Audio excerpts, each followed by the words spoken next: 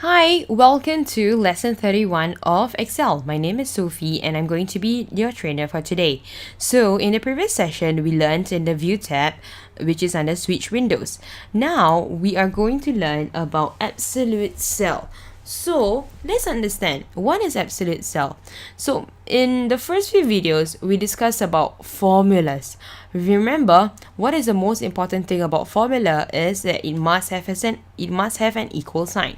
So let's say if I would like to enter a formula at B4 that adds up B2 and B3 respectively. So how do I go about it?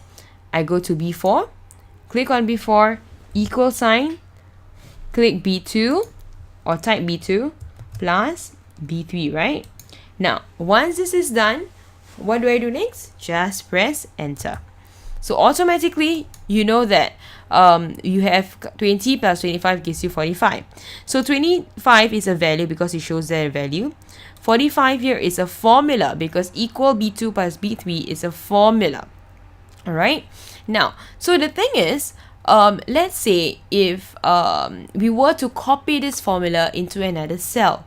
Let's see if we see 45. By right, we should see 45, right? Because it's a formula. So let's see. Okay, right click, copy, go to D4, right click, paste. Notice what happens. What do you see? 0, right? Now, why is it 0? Shouldn't it be 45? Now, the thing is, when we're working with Excel, they understand cells. They do not understand what is a number.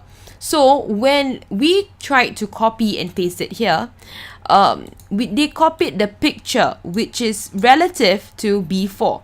So, when I click here, D4, when there isn't any number here, so it's the same as 0 plus 0 gives you 0. Henceforth, that's why it is 0. So this is more of relative self-referencing. Now the keyword is to make it absolute, such that the number locks in wherever we go.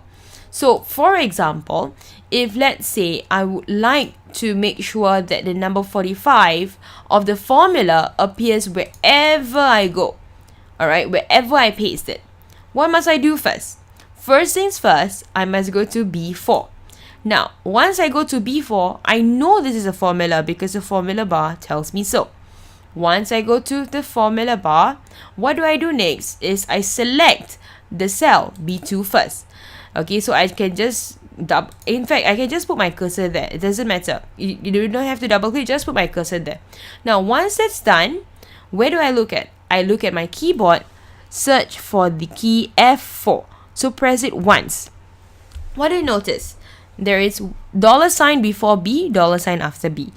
This indicates that we have locked in the number 20. Okay? Now, once that's done, I press enter. Okay? Now, this signifies that when I look at the formula bar again, B2 I've locked in, but have I locked in B3? No. So what does this mean? This means that when I try to copy and paste B4, will I see 45 or 20 or 25? I'll see 20, right? Because I've locked in 20. So now let's see what happens. So copy B4, go to F4 for example, paste. Do you notice that? It's 20. Why? Because look, we have locked in B2. Okay? Now, but let's say the scenario is we want to lock in 45. We don't want 20. We don't want 0. We want 45. So what's missing here?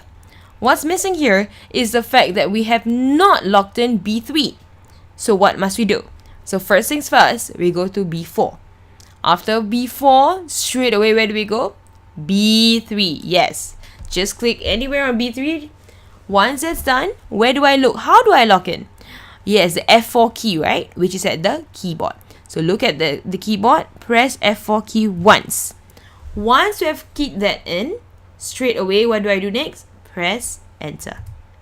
Okay? Now, so when I click on B4, $sign on both of the cells, what does this show?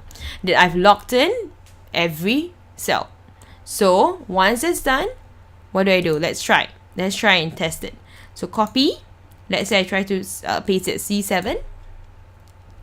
45, at E745, anywhere is 45, regardless of whether the one on top it says it's empty or not.